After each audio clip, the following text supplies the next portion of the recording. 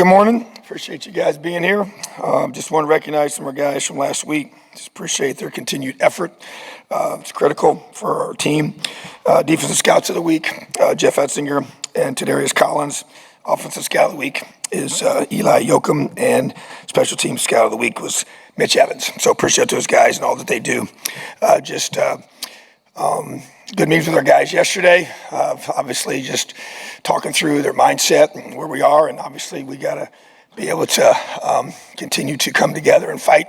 And just appreciate the guys and the way they've responded. But obviously, we got a great week of preparation. It's very critical, without a doubt. Playing a very good football team on the road that has a lot of talent at all positions, all three phases, and a tough environment to play in. So, great opportunity for our program to continue to grow and develop as a team. A lot of football ahead of us, and so excited about the opportunity this week to come back and keep working. Questions?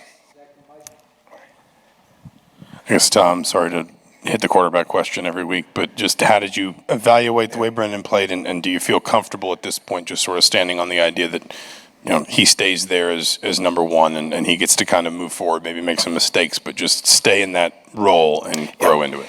I do, and I think that he, thought he played tough, thought he played gritty, thought he competed, continue to grow and develop. I think he's got to continue to speed up some of his reads, but that's part of the process of growing and developing as a player. And thought he did some really good things in terms of helping us move the football. Obviously, got to continue to grow and develop as a decision maker in both throwing and running, but the throw game as well. We got to do a better job of making some of those contested catches. I think that's be a huge plus for him, but also just kind of speeding up those reads. I think he'll get the ball out a little quicker as he continues to grow and develop. So, but felt like after watching the film and meeting as a staff and feel good about moving forward with him. Yeah, Tom, in terms of, wins is obviously an important measuring stick for a program, but there's other things. I was curious, are there areas where you can point to that you see as signs of progress or for year-to-year growth from last year despite the similar results? Yeah, there's no doubt that's a challenge, and you play a lot of really good football teams. The margin for error is very small, and, we ran the ball better against a good defense, top 5 defense in the country in total defense. 5.3 yards a carry is definitely progress for that group. And thought Trent Howland did a good job running the football, several others as well. But just got to continue. And I think even just protecting the quarterback as well, did some better things up front on the offensive line play. Definitely seen progress there. And there's just an overall team, obviously a lot of new faces when you have a new group of guys. And so you're just trying to continue to grow and develop them. And at the end of the day, we got to win. And we're not winning enough football games. So that becomes, that's what you do on game day, and that's how you're judged, and that's how it has to be. So the reality is we got to, continue to eliminate mistakes. The block punt is just a devastating, huge mistake that costly, very, very costly. And then the muff punt, and then it gives up 10 points, that you can't afford to give up, So, so you just continue to grow and build and develop, and to me, just offensively continue to build, who we want to be, and it starts up front. So we're definitely seeing progress there without question. And but playing it against another great defense this week, so it's just continued, working towards trying to find ways to move the football and get that ball in the end zone. Tom, where do you sit in terms of the safety positions right now? Obviously, it didn't look good for Noah Pierre, and Philip Dunham came off the field as well. What's the status of? So Noah will be out for an extended period of time. He's been such a great player for us and great leader for us. So Philip hopefully will get him back. But other guys got to step up. We got Lewis will be back. He was obviously with the targeting call, so he'll be back for the first quarter next week. So that'll be a plus for sure. And then Jordan Greer will be having to step up, and as well as Bryson Bonds will now be having an opportunity to be able to play. And so feel like we have some depth at that spot. But obviously, losing a guy like Noah for an extended period of time is a tough blow without question. But he's going to continue to be a great leader for us and continue to get himself back and hopefully back as soon as possible. Coach, you mentioned you felt like there's been progress within the program. I know over the last few years you've talked about tweaks and adjustments you guys have made with the strength and conditioning program. Do you feel like there's still more room to improve there? And what kind of things would you like to see to get, maybe improve that part of the program?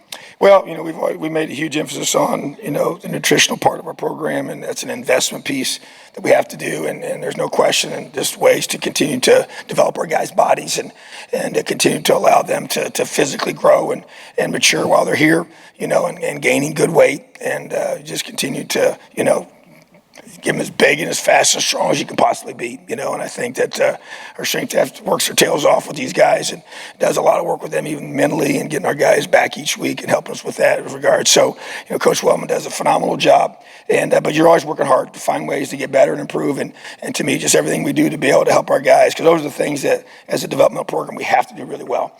Guys get here, they come here, their bodies can be grown and developed, and that's what you want to do, and have older guys that are playing for you. That's really the goal at the end of the day, and that's how you win in this conference. So I just think that's something that we're always looking at every possible way we can do to improve that area and keep investing in that part of our program. Tom, over here. Can you talk a little bit about Holland and Amari Farrell, just what you saw from them on Saturday and what you hope to get from them the rest of the way here? Yeah, first off with Amari, as a true freshman, he's a guy that, even when you ask the older players, once we started practicing, since he's been here, it's been like, hey, this guy's got something different about him. He's a physical player. He kind of understands the game. And, he's a kid that's played a lot of football, being from Florida where you have spring football. And so he kind of brought that edge and confidence to him. So he had a chance to play an extended period of time, on Saturday, which was, he was ready when called upon, and he's going to have to continue to grow in that role. So really excited for his future. He's a guy that we made a decision even, several weeks ago that we were not going to redshirt him because he was too valuable to us in playing on defense as well as special teams. And so really excited for his future. And then Trent, to me is a guy that's just really challenged about just using his size, and running with that kind of authority. And even though he's a big guy, he's always kind of been a little bit more of viewed himself as a finesse type runner. I'm like, that is not who you need to be. Now he's got great ball skills. He's a really good athlete. You should see him on the basketball court. He's an impressive athlete. Just thought he had a chance to really be a good player, and he came here, had the knee injury right out of high school. Actually heard that he was a really good basketball player in high school, and he heard that playing basketball, so he came here that way. So it's just kind of taking him some time. But a big physical guy that just needs to take that ball and get downhill. And he's doing that now. And you can see the benefits of that for him and for us. So excited for him and his development and the way he's responded. Yeah, just after you've had a little more time to watch the Rutgers game and kind of the struggles you had in terms of stopping the run, just what did you see as kind of some of those causes, and do you think some of those things are fixable at this point? Yeah, there's no question that, studied it thoroughly, especially from the fact of, just doing certain things that, there's a physical toughness piece to stopping the run. And just felt like that, we got mismatched at times with some of our perimeter guys, just got physically was harder, just you got to be able to step up and tackle big physical backs and take on those blockers if you're a safety or a corner. But they do a good job of kind of creating those situations formationally where those guys have to step up and make those plays, was just disappointed that we weren't able to get some critical. We had a 4th and 4, it was a really critical play, I thought. We had a 3rd and 7 as well that we didn't get off the field, which would have forced a punt. Then we had the horse collar on the 3rd down play, a 3rd and 8 that kept that drive alive. And those things, they add up, and you think, because if you look at the sequence of plays that, we had 41 snaps of defense in the first half, which is too many. But the problem was the horse collar caused 6 more snaps. And that was self-inflicted by the defense. And then the muff punt caused 5 more snaps. So then now you take away 11 snaps. Now you're at 30 snaps, okay, which is where you want to be.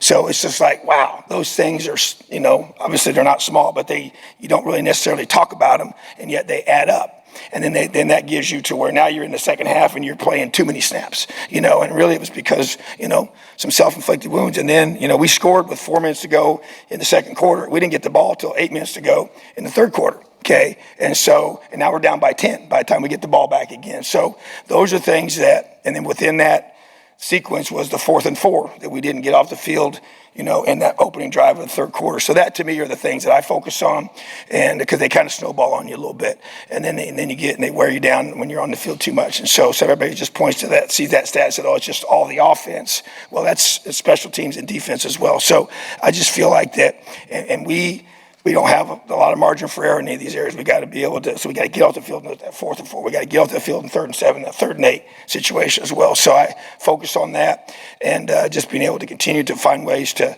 take away what they do well. And, we did some good things. I thought the guys played hard, and I thought our D-line actually played well. I didn't think our linebackers played well at all. And we talked about that as a team, the players, coaches, that's nothing, they didn't play well.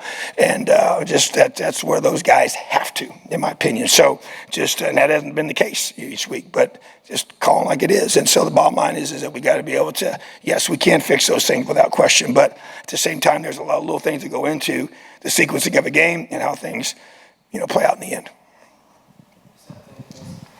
Tom, you touched on it a little bit in that answer, but you guys went 2 for 11 on 3rd downs on Saturday, and that obviously led to some of the difficulties you had moving the ball later in the game. Just what do you need to do to be better in those situations? Yeah, and I think you look at that, and there's no question. The execution on a throw game, contested catches, ball out faster, protected pretty well. They obviously pressured at times, and you're trying to eliminate some of those opportunities for them to get those pressure units on the field, for your offense. And I even think too in the first half when we had the offensive pass interference call, which was a bust in assignment. It wasn't even supposed to be, that person wasn't supposed to be there. They were supposed to be running a vertical route. And so that really was kind of like, just killed that drive, and can't make those kind of mistakes, And so, but at the same time, it's the finish and our execution, with both receivers on finishing the routes, finishing the plays, quarterbacks just reads, and finishing, running backs protection, they're blocking. So just got to keep working. I mean, you don't get the product you want. You make adjustments, which we continue to do, and the way we do things. And at the end of the day, we got to make plays, and we got to execute, and we got to find a way to, stay on the field on offense and those critical 3rd downs. And it's going to be no different this week. And we got to find a way to get off the field defensively on those 3rd downs. And those critical downs, 3rd and 4th downs, really define outcomes of games because it's possessions, it's opportunities for offense to be able to stay on the field. So just keep working. Coach, you've kind of talked about it with some of the self-inflicted mistakes, but specifically on special teams. Is there something that you can do or something that film is showing as to why there's been some mistakes in crucial times on special teams? Yeah, so in this one, with the protection, which hasn't been an issue, but was obviously in this game. So made some adjustments on that, how we can, help our guys out, be able to be effective in that regard because you can't get a punt block. And then we worked so hard on catching punts and continue to do that and just got to secure the football. I mean, there was just less than a minute to go in the half, I think 28 seconds, I think exactly, and just can't put our team in that position, So, but that to me is just continued reps, and then obviously if you got to, make adjustments personnel-wise, make adjustments, which we, in our punt, we're going to do that, So we just got to make sure the right guys are out there that can get the job done at critical times. You mentioned meeting with the team yesterday. I recall Saturday you said you kind of had to really, I believe the words were address it head on. What were kind of the main topics of conversation in that meeting yesterday, and how did you see your team respond? Well, I mean, you come in there and it's a Sunday, after they've already lifted and they're obviously down, which they should be. I get that, and so everybody's down, and you're frustrated, you're disappointed, and so you just talk to them, just open and honest about, where we are, why we're here, how we got here, how we get out of here, and how you handle adversities in life. So I talked to them for about 20 minutes, and there's a little bit of football sprinkled in there. Talk about the game as we go through, but it really more it's about your mind and how you approach challenges, how you approach hard things. How do you, just persevere through the difficulties? Sometimes they're self-inflicted, like they were on game day for us.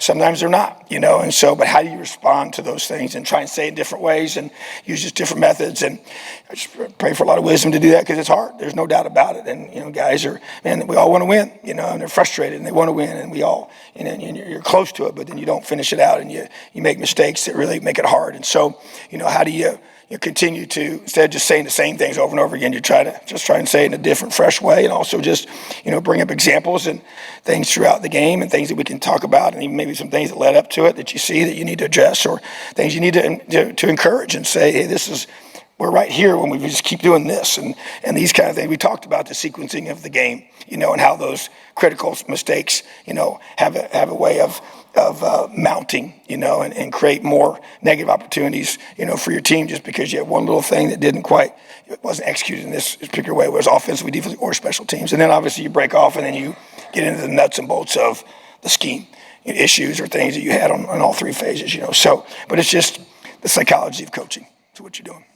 You touched on this a little, Tom, in terms of against the run game, but they had, I think, 11 situations where they needed 3 yards or less for like a first down, short yard situations. Is there a limit to what scheme can do in those spots? It's more on the individual, like defensive line, linebackers to bow up. You mentioned physical and toughness. Yeah. Is that kind of, those are the determining factors? Nothing necessary, especially when they're running interior runs on a lot of those? Yeah, there's a toughness piece, and they're kind of mashing you, schematically.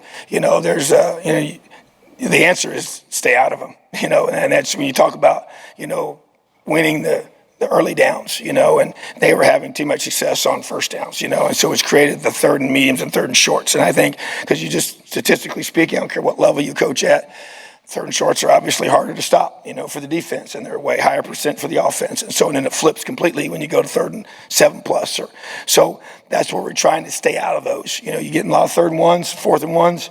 It's tough. Yeah, you can create a negative play every now and then and get those knockbacks. And we've actually, statistically, we've done well in those situations during the season, but you don't want to put yourself in that spot, especially if that's where they hang their hat. That's what they do really well. So trying to stay out of those is really the best answer. And then when you get in them, boy, you got to fight and claw and scratch to try and find a way to create a negative play or get a stalemate, and that's hard to do with, big, strong Big Ten opponents, without question.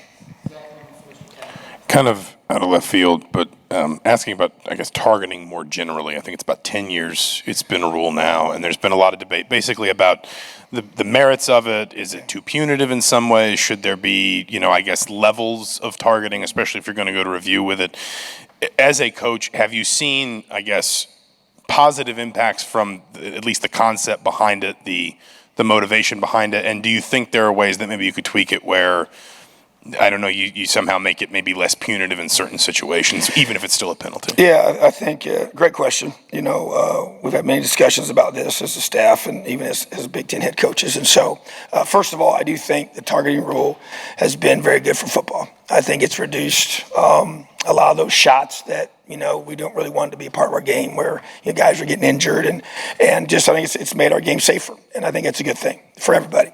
And player safety is at the top of the list. So I think that's good. Now, where the discussion has come, after we've had this for many years, is, should there be a targeting 1, targeting 2? In regards to this is my personal opinion, and I've voiced this with our coaches and even Big Ten coaches, and that is that, from my perspective, that, hey, if a guy just launches at a player and leads with the crown of his helmet, and you can see that on the review, that's a targeting call, and I think that's an ejection, because that's not how we want to play the game. You can control that, but when you're, as a defensive player, when you're tackling a guy and he just lowers his head, sometimes it's hard to avoid the helmet-to-helmet, because by definition, it is a helmet-to-helmet collision. And so it is kind of what happened with Lewis Moore. I mean, I get it by the letter of the law, and so it wasn't some big argument or anything. I understand that, but just bigger picture-wise, is that really deserve an ejection? And so if you want to give a 15-yard penalty, that's fine.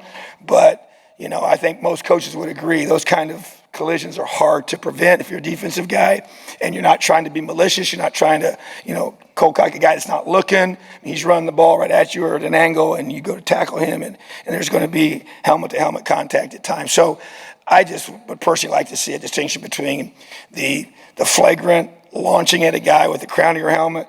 I think that should always be an ejection. And then if it's just a collision that happens because of the nature of playing football, they need to be able to review that. I think we can. We got technology to do it. And still, if it needs to be a penalty, that's fine, but don't kick him out of the game. So that's how I feel about it. We've had a lot of talks about it, and that's my opinion. So many of your scoring drives have featured a lack of big chunk plays. That hasn't been a big part of this offense. What can you do schematically to try to create more of those opportunities? Because you've taken some shots, but they haven't Sure. Yeah, I think that's a great point, and it's definitely been, trying to create those with some of those shots. We feel like we got some receivers that can do that. It's ball placement on the throws. It's coming down with them. It's being able to continue to work on those in practice without question, because there's no doubt. I mean, the more chances we have to create a chunk play, the better, higher percent you have of scoring points. And that's why explosive plays are a big stat in winning football games. So it's just, to me, it's got to be a continued point of emphasis to be able to allow ourselves, both schematically and in execution, to be able to have more of those opportunities. I think we have some guys that can do that, and I want to see us do more of that. And so that, to me, is going to be an continued emphasis to be able to take some pressure off your offense. You don't have to drive the ball, 13, 14 drives and 80-some yards. So that's definitely what we want to be able to do. All right, appreciate you guys. Have an awesome day. Elio.